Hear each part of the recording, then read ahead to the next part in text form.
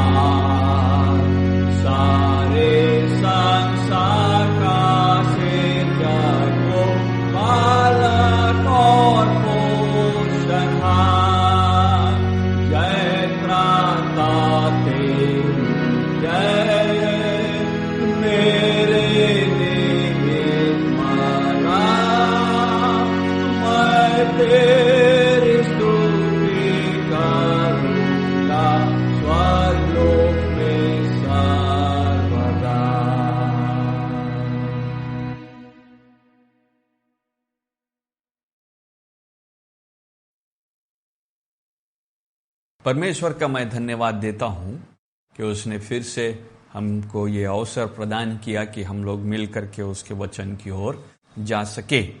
साथ ही मैं परमेश्वर को धन्यवाद देता हूं कि न केवल यह अवसर मिला है, बल्कि हम सबों को उसने सुरक्षित भी रखा है।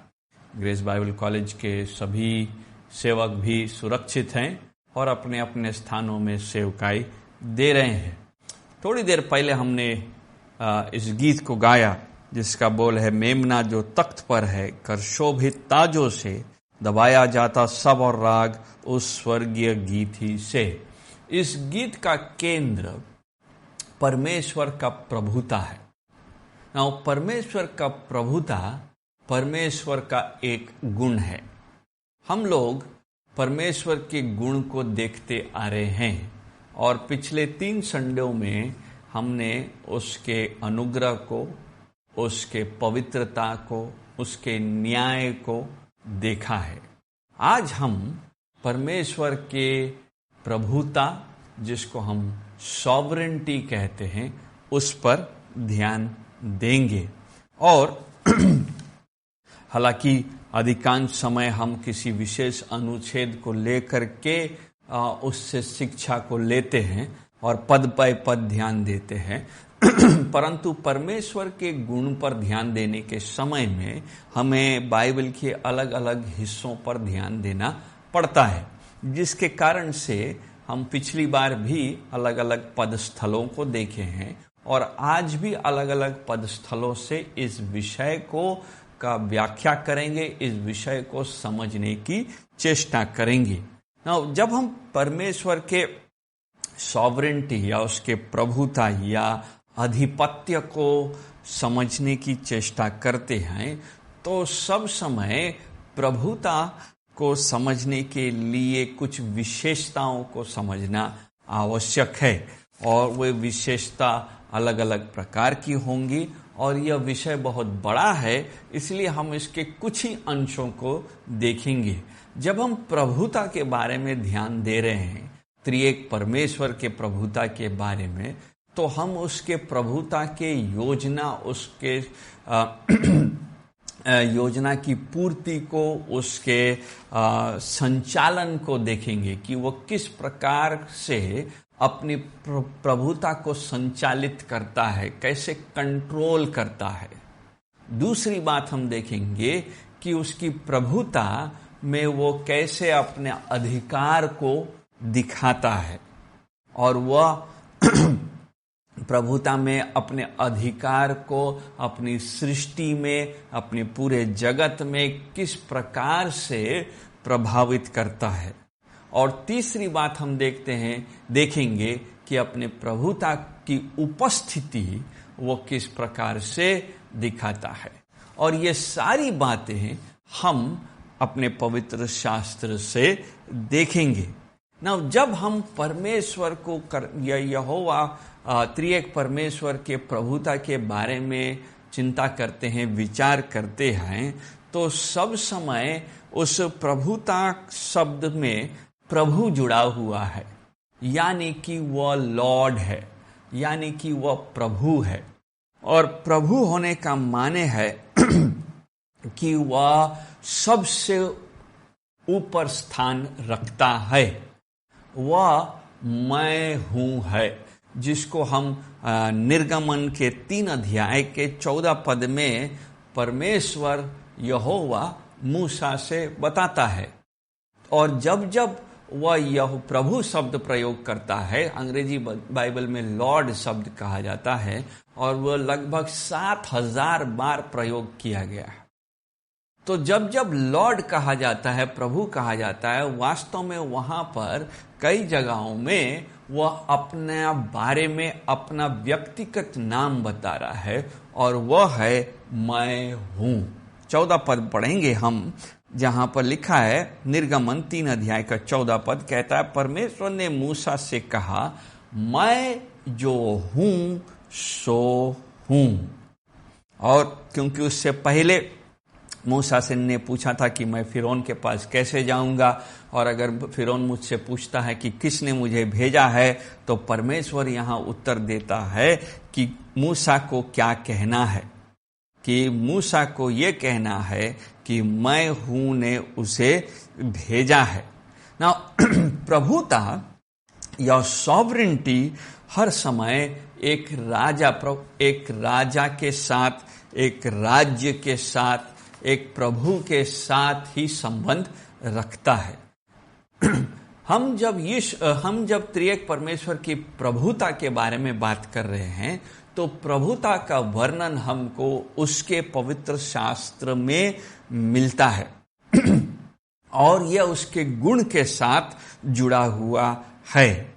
बिना प्रभुता के गुण पर ध्यान दिए हम प्रभु को, हम यहोवा को, हम त्रिएक परमेश्वर को नहीं समझ सकेंगे। प्रभुता का गुण यहोवा में है, प्रभुता का गुण इस परमेश्वर में है जो उसने अपने बारे में इस 66 पुस्तक में बार बार दिखाया है। और सबसे पहला चीज, तरीका जिससे हम उसके प्रभुता को समझेंगे या देखेंगे, वह है उसके संचालन में, उसके कंट्रोल करने के तरीके में। परमेश्वर किस तरह से अपने प्रभुता को हमारे बीच में दिखाता है, वह है नंबर 1 उसके संचालन के तरीके में। संचालन का तरीका का माने है कि प्रभु जब कहता है कि वह सब पर प्रभुता रखता है, का माने है कि हर एक योजना, हर एक उद्देश्य उसके अनुसार ही चलता है। हर एक योजना और हर एक उद्देश्य उसी के अनुसार है और इस कारण से वह अपनी योजना, अपने प्लान, अपने इंटेंशन, अपने संचालन करने के उद्देश्य को अपने से पूरा करता है। हम निर्गमन यही 3 अध्याय के 19 और 20 में पद को पढ़ते हैं और वहां पर मूसा लिख रहा है यहोवा के बारे में और कहता है, मैं जानता हूं कि मिस्र का राजा तुमको जाने न देगा, वरन बड़े बल के दबाए जाने पर भी जाने न देगा। 20वां पद, इसलिए मैं हाथ बढ़ाकर उन सब आश्चर्य कर्मों से जो मिस्र के बीच करूंगा उस देश को मारूंगा और उसके पश्चात वह तुमको जाने देगा। मूसा के द्वारा यहोवा यह स्पष्ट कर रहा है कि उनके मिस्र देश से छुड़ाए जाने का तरीका किस प्रकार का होगा, मूसा कैसे जाएगा, किस प्रकार से फिरौन से आमना सामना करेगा। फिरौन अपना हृदय को कड़ा करेगा, कठोर करेगा, 10 आश्चर्य कर्म होंगे और जब जब हर एक आश्चर्य कर्म के किए जाने के बाद वहां पर परमेश्वर की योजना में उसके संचालन के अनुसार मूसा का हृदय कठोर होता जाएगा और वो जाने नहीं देगा। और फिर लास्ट में लिखा है, मैं 20वां पद, हाथ बढ़ाकर उन सब आश्चर्य कर्मों से जो मिस्र के बीच करूंगा उस देश को मारूंगा। अर्थात परमेश्वर आरंभ से अंत तक उस योजना को न केवल संचालित करता है, न केवल उसका इंटेंशन हमको देखने मिलता है कि वो उद्देश्य उसके है कि वो उनको छुड़ाए, बल्कि वो योजना में व्यक्तिगत रीति से शामिल भी है। जब हम 6 अध्याय को जाते हैं और उसके 7 और 8 पद में पढ़ते हैं तो वहां पर यहोवा कहता है 7-8, मैं तुमको अपनी प्रजा बनाने के लिए अपना लूंगा, मैं तुम्हारा परमेश्वर ठहरूंगा।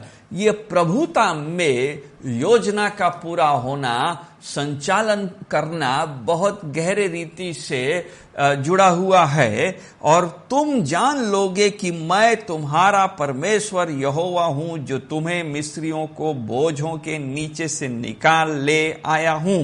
8वां पद, और जिस देश के देने की शपथ मैंने इब्राहिम, इसहाक और याकूब से खाई थी उसी में मैं तुम्हें पहुंचाकर उसे तुम्हारा भाग कर दूंगा। नाउ ध्यान देने वाली बात यह है कि इस पद में हमको यहोवा परमेश्वर, वह जो है मैं हूं, कहता है कि मैं तुम्हारा परमेश्वर यहोवा हूं। 7वां पद कहता है, वो कहता है कि मैं तुम्हारा परमेश्वर यहोवा हूं, जो तुम्हें मिस्रियों के बोझों के नीचे से निकाल ले आया हूं, का कनेक्शन तुमको अपनी प्रजा बनाने के लिए अपना लूंगा के साथ है। यहोवा वह प्लान को पूरा करता है और यहोवा के प्लान के उसके कंट्रोल के साथ ही उसकी प्रभुता दिखती है। जब प्लान पूरा होता है तो प्लान पूरा करने का उद्देश्य यह है कि इस्राएली और मिस्री दोनों जाने कि मैं यहोवा हूं। वो ये ना समझे कि मूसा ने उनको छुड़ाया, वो ये ना समझे कि वे ऐसे ही निकल के आ गए, मिस्री ये नहीं समझे कि हमने उनको जाने दे दिया। बल्कि परमेश्वर क्या कह रहा है, जब मैं कहता हूं कि मैं प्रभु हूं, जब मैं कहता हूं कि मेरी प्रभुता सब पर है, लॉर्डशिप है, मैं सॉवरेन हूं, मैं अधिपत्य हूं और मेरे तुलना में कोई नहीं है, का माने है कि मैं सब पर कंट्रोल करता हूं।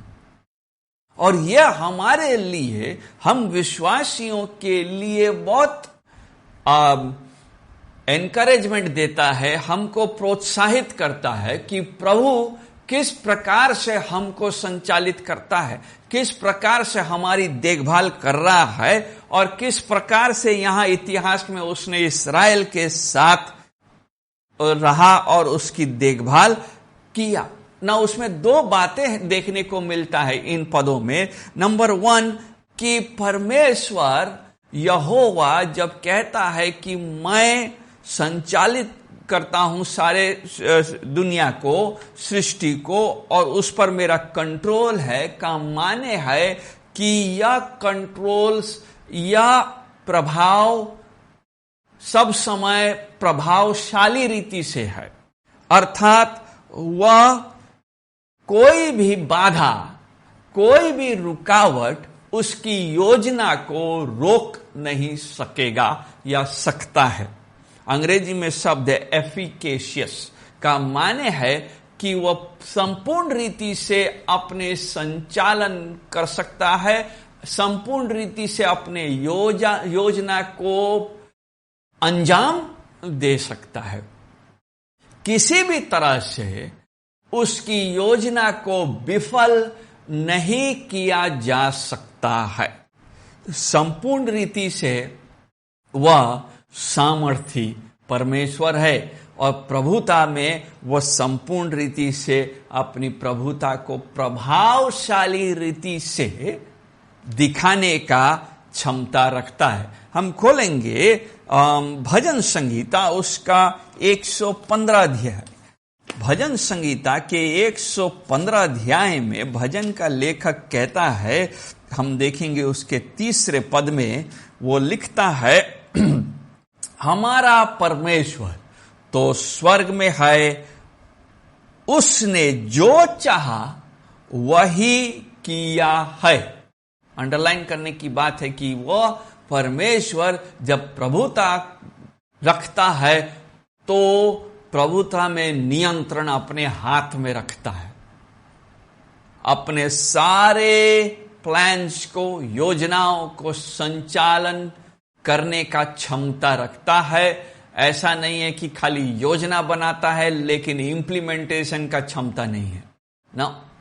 परमेश्वर जब कहता है कि उसकी प्रभुता उसकी है तो वह सारी योजना को प्रभावशाली रीति से पूरा करता है। इसलिए भजन का लेखक कहता है कि उसने जो चाहा वही किया है। 135 अध्याय में भी हम यही बात को देखते हैं। भजन संगीता उसका 135 अध्याय के 6वें पद में, जो कुछ यहोवा ने चाहा उसे उसने आकाश और पृथ्वी और समुद्र और सब गहरे स्थानों में किया है। भजन का लेखक इस बात को स्वीकार करता है कि यहोवा की स्तुति इसलिए होनी चाहिए क्योंकि यहोवा ही प्रभु है, प्रधान है और प्रभावशाली रीति से अपनी योजना को पूरा करता है। इस कारण से वहां लिखा है कि जो कुछ उसने चाहा है।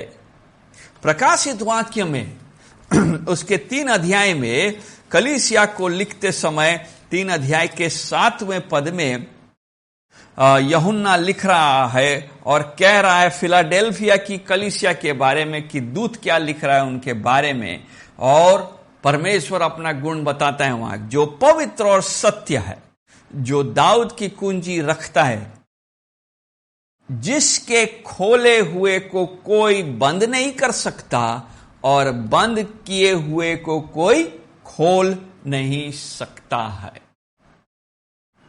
मेमना जो परमेश्वर है, और भजन संज्ञा और प्रकाशित वाक्य में इस मेमने के बारे में लिखा है कि वह सत्य है, वह प्रभु है, वह योजना जो किया है वो पूरा करता है। और प्रकाशित वाक्य में वो लिखता है कि वह जिस चीज को खोलता है, जिस कुंजी को खोलता है, उसको कोई बंद नहीं कर सकता, और जिसको बंद कर देता है उसको कोई खोल नहीं सकता।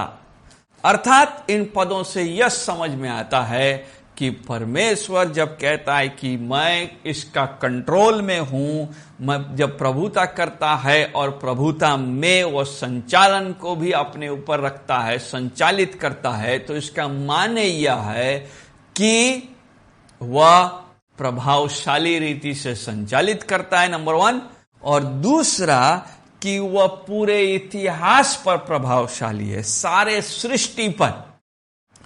केवल किसी किसी अंश में उसका चलता है और किसी अंश में नहीं, ऐसा नहीं है। बाइबल का परमेश्वर का यह गुण है कि वह संसार के सभी क्षेत्रों पर अधिकार रखता है। क्या सृष्टि, क्या इतिहास, क्या सृष्टि, क्या मनुष्य के इतिहास, क्या व्यक्तिगत जीवन पर, हरेक पर वह अपना नियंत्रण रखता है। जब प्रेरितों के काम के 17 अध्याय में पौलुस अपनी दलील को दे रहा है, प्रेरितों के काम के 17 अध्याय में वह आरियोपागुस में खड़ा होकर के इन बातों को कर रहा है, तो 17 अध्याय के 26वें पद में वह कहता है कि उनने एक ही मूल से मनुष्यों की सब जातियां सारी पृथ्वी पर रहने के लिए बनाई है, और उनके ठहराए हुए समय और निवास के सिवानों को इसलिए बांधा है। परमेश्वर यहोवा, त्रिएक परमेश्वर हर एक चीज का समय बांधा है, कंट्रोल उसका है, और हर एक मनुष्य का भी समय बंधा है, हर एक परिस्थिति का भी समय बंधा है। और इस कारण से यदि हम यही बात उसके प्रभुता के विषय में, परमेश्वर के प्रभुता के विषय को यीशु मसीह पर लागू करते हैं, तो हम देखते हैं कि समय के पूरे होने पर ही पुत्र मनुष्य बन करके मनुष्यों के बीच में डेरा करने आता है। यह इस बात का गवाही देता है कि यह समय का नियंत्रण परमेश्वर के हाथ में है, और वही संभालता है, वही निर्णयों को लेता है। इसका माने क्या है? जब हम कहते हैं कि व्यक्तिगत जीवन में सब कुछ उसी के द्वारा और उसी के निर्णय से हो रहा है, तो इसका माने क्या है? इसका माने यह है कि मनुष्य जो सोच रहा है कि वह स्वतंत्रता से अपनी इच्छाओं को पूरा कर रहा है या निर्णय ले रहा है, वास्तव में परमेश्वर के कंट्रोल में ही है, परमेश्वर के नियंत्रण के अनुसार ही है, उसके योजना के अनुसार ही है। पहली बात तो हम देखेंगे कि वह परमेश्वर व्यक्ति का जीवन पर कंट्रोल करता है। इसके लिए याकूब 4 अध्याय और उसका 13 पद को खोलेंगे हम। याकूब 4 अध्याय का 13 पद कहता है, तुम जो यह कहते हो कि आज या कल हम किसी और नगर में जाकर वहां 1 वर्ष बिताएंगे या व्यापार करके लाभ उठाएंगे, या नहीं जानते कि कल क्या होगा? सुन तो लो, तुम्हारा जीवन है ही क्या? तुम तो मानो भाप समान हो, जो थोड़ी देर दिखाई देती है फिर लोप हो जाती है। इसके विपरीत तुम्हें यह कहना चाहिए कि यदि प्रभु चाहे तो हम जीवित रहेंगे या वह काम भी करेंगे। पर अब तुम अपनी डींग पर घमंड करते हो। ऐसा सब घमंड बुरा होता है। मनुष्य अपने विचारों को लेकर के बहुत घमंड करता है, अपने प्लान्स को लेकर के, अपने योजनाओं को लेकर के बहुत घमंड करता है। वचन बताता है कि वास्तव में मनुष्य के पास घमंड करने की कोई स्थान नहीं है। क्या विश्वासी, क्या अन्य जाति, क्योंकि हर एक योजना परमेश्वर के योजना के तले है। हर एक मानवीय विचार परमेश्वर के विचार के नीचे है और वह सब पर नियंत्रण रखता है।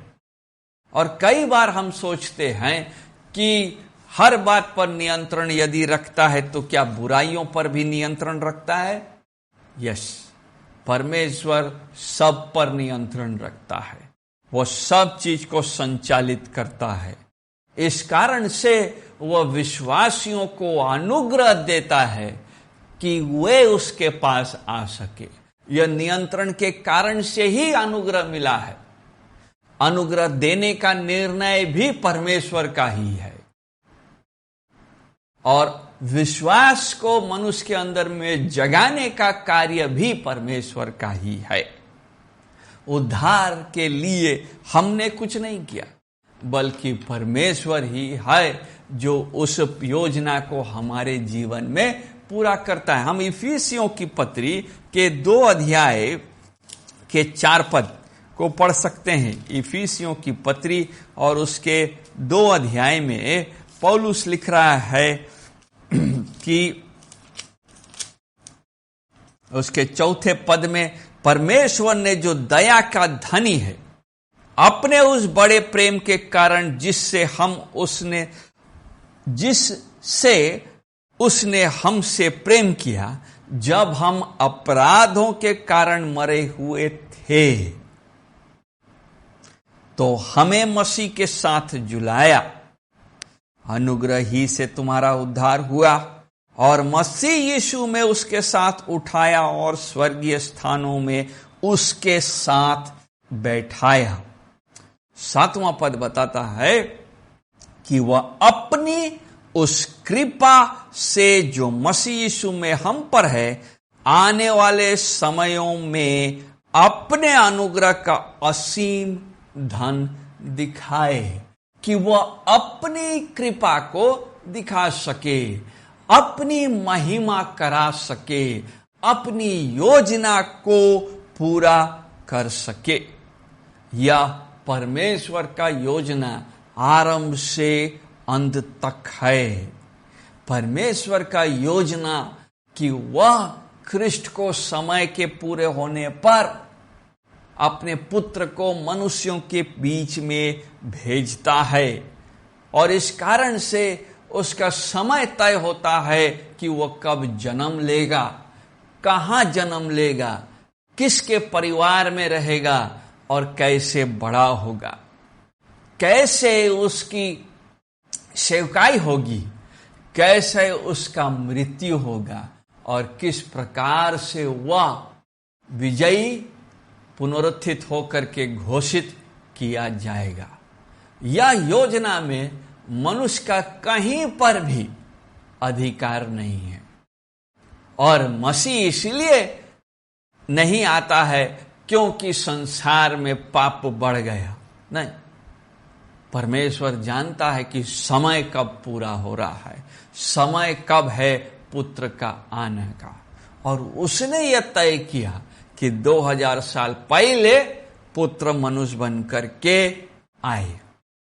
यह हमको स्पष्ट कराता है कि कैसे यहोवा परमेश्वर अपनी प्रभुता मैं हूं को पूरा कर रहा है, कैसे वह कंट्रोल में है, कैसे वह अपनी योजना को आरंभ से लेकर के अंत तक पूरा करने का क्षमता रखता है और सब पर अधिकार रखता है। दूसरी बात जो उसकी प्रभुता और अखंडता और उसके सॉवरिन होने का, उसके अधिपत्य होने से हम सीखते हैं, वह है उसका अधिकार। प्रभुता में अधिकार है। परमेश्वर जब कहता है कि मैं तुम्हारा प्रभु हूं, मैं तुम्हारा यहोवा परमेश्वर हूं, इस्राएलियों से कहता है, और बाकी के पूरे 66 पुस्तक में वो कहता है कि मैं यहोवा परमेश्वर हूं। नए नियम में वो अपने आप को बताता है कि मैं परमेश्वर हूं। तो उस परमेश्वर होने में, उस प्रभु को की प्रभुता को समझने में हमको उसकी अधिकार को भी समझना चाहिए। अथॉरिटी अर्थात कि परमेश्वर अधिकार रखता है आज्ञा देने का अपनी सृष्टि पर, अपने जिसको उसने सिरजा है उस पर अधिकार रखता है।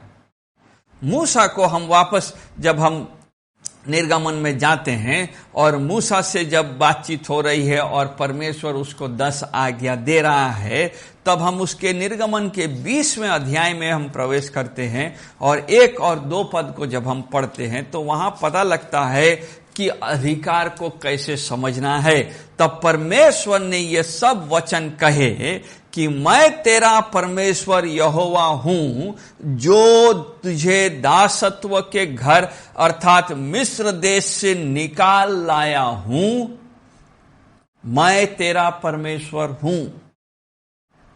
यह बात उसने फिरौन के सामने मूसा को भी, मूसा के जाने से पहले, फिरौन से मिलने से पहले मूसा को बताया कि मैं तेरा परमेश्वर हूं, जो प्लान करता हूं, जो योजना बनाता हूं। अभी मैं ही तेरा परमेश्वर हूं, जो ये आज्ञाएं भी देता हूं। जब प्रभु है, जब यहोवा है, जब मालिक है, जब आदोनाई है, तो आज्ञा भी है, अधिकार है, अथॉरिटी है। और आज्ञा देना अधिकार के साथ देने का माने है कि आज्ञा पालन उसके साथ जुड़ा हुआ है। 20वां अध्याय उस आज्ञा पालन के विषय में है जो मूसा को दिया जा रहा है कि इस्राएली यहोवा मैं तेरा परमेश्वर हूं को कैसे समझें। यहोवा ने बताया मैं तेरा परमेश्वर हूं, इस बात को कैसे समझोगे? इन आज्ञाओं से, इन आज्ञा के मानने जाने से। कोई दूसरा ईश्वर नहीं होगा। 3रा पद, कोई मूर्ति खोद करके नहीं बनाना। क्यों? क्योंकि पहला 2 पद बताता है मैं तेरा परमेश्वर हूं।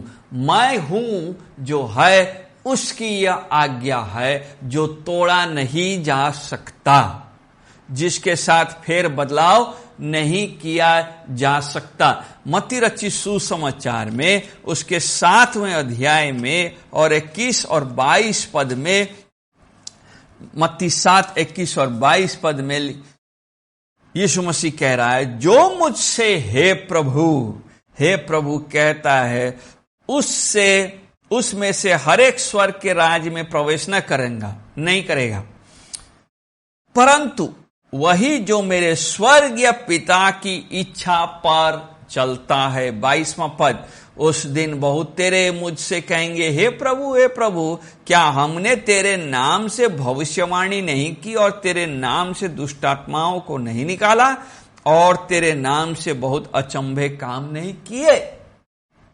अर्थात ऐसे लोग होंगे जो केवल मुंह से कहेंगे, लेकिन वे स्वर्ग राज में प्रवेश किस लिए नहीं करेंगे? क्योंकि 21वां पद बताता है, क्योंकि उन्होंने पिता की इच्छा को पूरा नहीं किया, वे पिता की इच्छा पर चलते नहीं। 21वां पद कहता है कि केवल मैं उन्हीं को स्वर्ग में प्रवेश करें, वे ही प्रवेश करेंगे, या उन्हीं को मैं पहचानूंगा जिन्होंने मेरे स्वर्गीय पिता की इच्छा को पूरा किया है। यहां लिखा है इच्छा पर वे चलते हैं। और यही बात उसने निर्गमन 20 अध्याय में भी कहा कि आज्ञा मानना होगा, उनको आज्ञा दे। लूका रचित सुसमाचार के 6 अध्याय के 46 पद में, लूका 6 अध्याय के 46 में हम पढ़ते हैं 46वां पद, जब तुम मेरा कहना नहीं मानते, यीशु मसीह कह रहा, तो क्यों मुझे हे प्रभु कहते हो? प्रभुता का न केवल योजना के साथ संबंध है, न केवल संचालन के साथ संबंध है, परमेश्वर के प्रभुता का गुण उसके अधिकार के साथ भी संबंध रखता है कि वो कैसा अधिकार रखता है। बाइबल बताती है कि प्रभुता का माने अधिकार को स्वीकार करना है। विश्वासी जब परमेश्वर को प्रभु कहता है और मानता है कि वह उसका प्रभु है जिसने उसको उद्धार दिया है, तो वह यह मान रहा है कि उसका प्रभुता, उसकी अधिकार उसके जीवन के हर एक क्षेत्र पर है। इसका माने है कि वह एब्सोल्यूट है, या कि उसका जो कंट्रोल है, उसका जो अधिकार है, वह बदलता नहीं है, वह परम सिद्धांत है उस व्यक्ति के लिए। इससे ऊपर कुछ नहीं है, इससे ऊपर कोई दूसरा अधिकार इस व्यक्ति के लिए नहीं है। इस कारण से उसकी आज्ञाकारिता में कोई फेर बदलाव नहीं हो सकता। रोमियो की पत्री के 4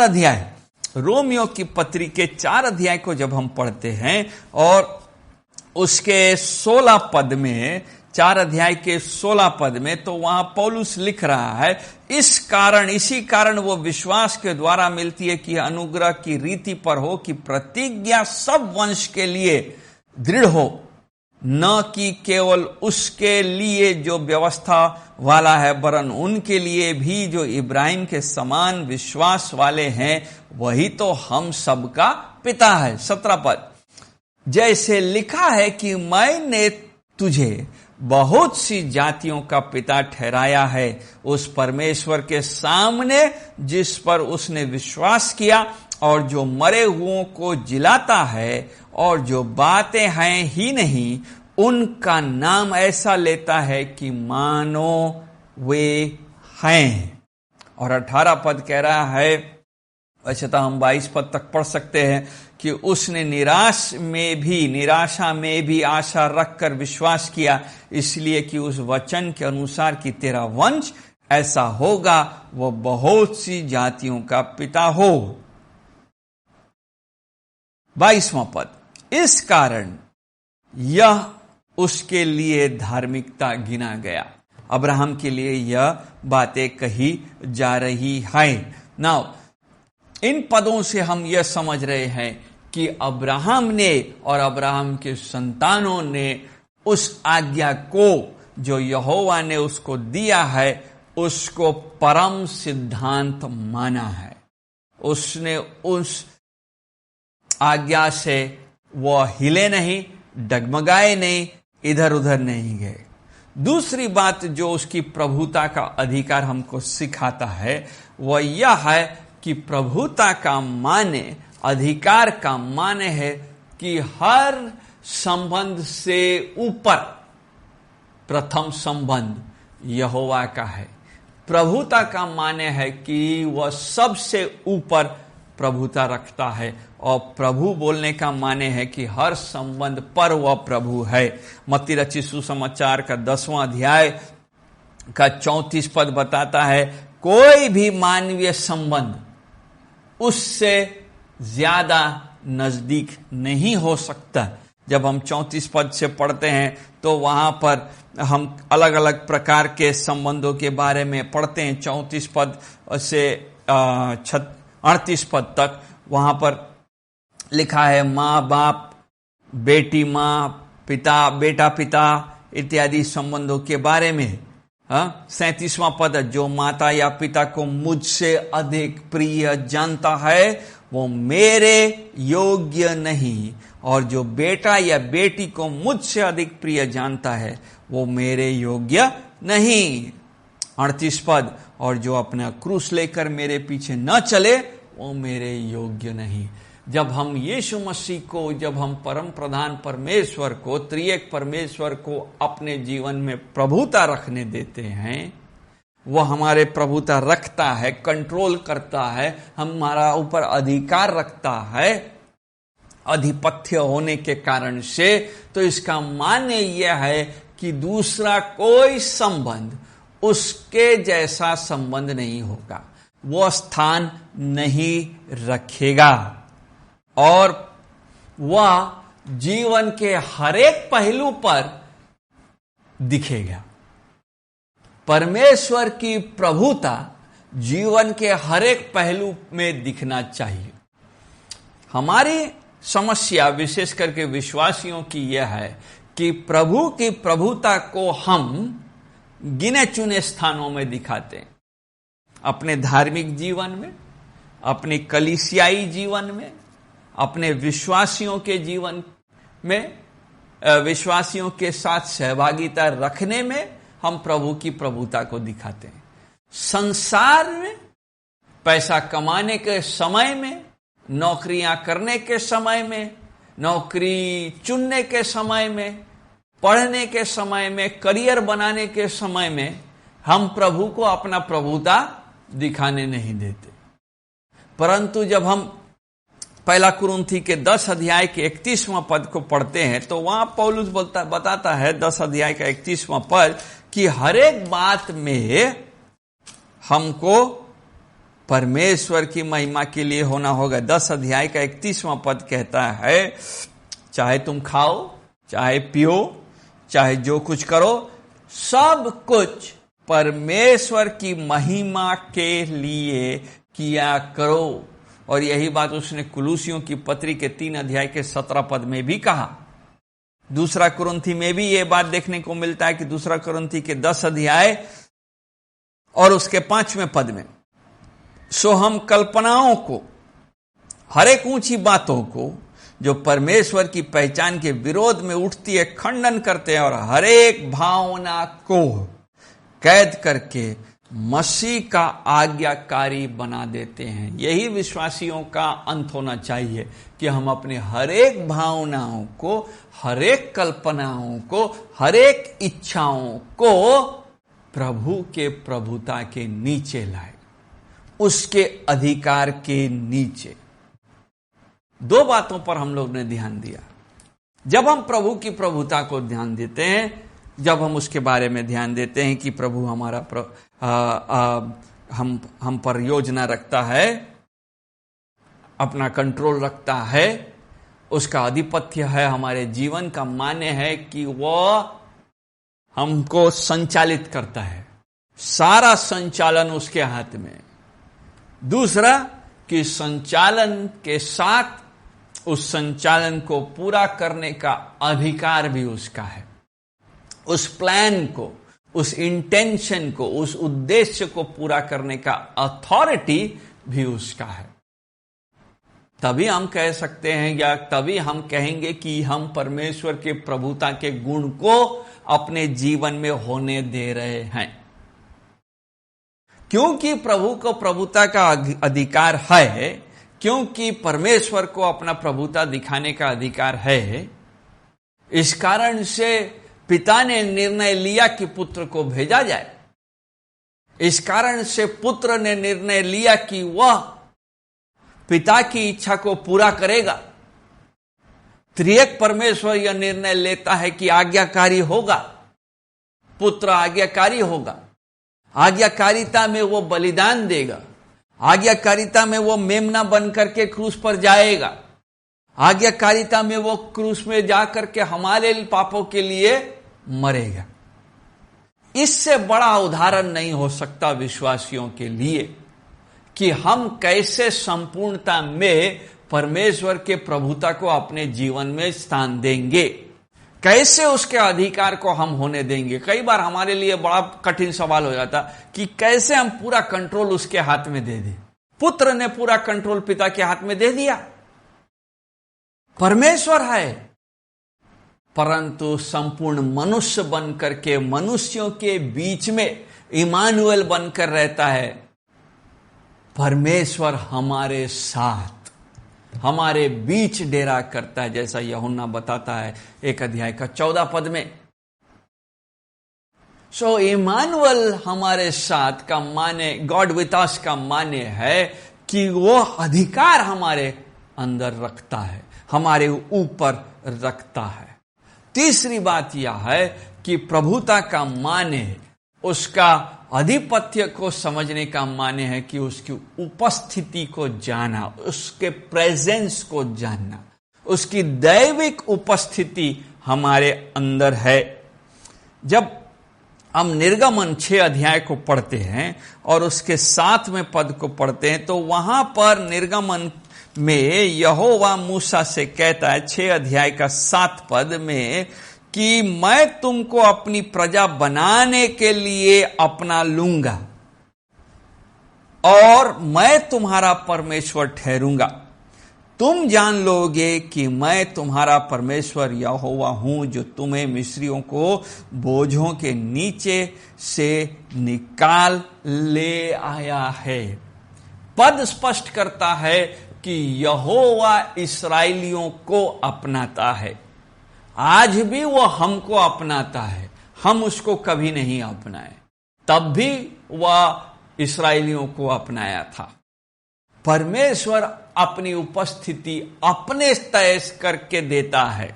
वह तय करता है कि वह मनुष्यों के बीच में रहेगा और वह अपनी उपस्थिति देता है। 2 कुरिन्थी 6 अध्याय का 16वां पद भी इस बात को बताता है। हमारी समय कम है, हम उसको नहीं देखेंगे। और हम जब पवित्र शास्त्र को पढ़ते हैं तो हम देखते हैं कि बार बार यहोवा ही है जो अपनी उपस्थिति को महसूस कराता है, चाहे वो उत्पत्ति में हो, निर्गमन में हो या प्रकाशित वाक्य में हो। प्रकाशित वाक्य के 21वें अध्याय में देखिए और उसके 21वें अध्याय के 3 पद में हम पढ़ेंगे। वहां वो लिखता है, 21वां अध्याय का 3 पद